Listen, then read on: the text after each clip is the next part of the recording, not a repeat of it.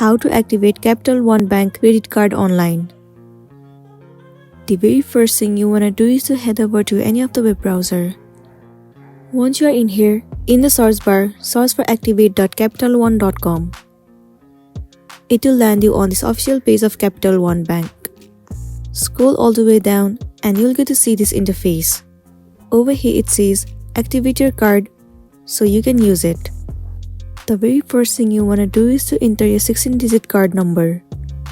After that, you have to enter the expiry date of your card. Enter the year and the month.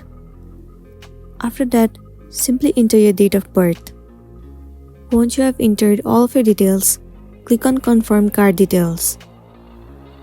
Now within some period of time, your Capital One Bank credit card will be activated successfully. And then you will be able to use it for any of the transaction. So that's it, and this is simply how you can activate Capital One Bank credit card online.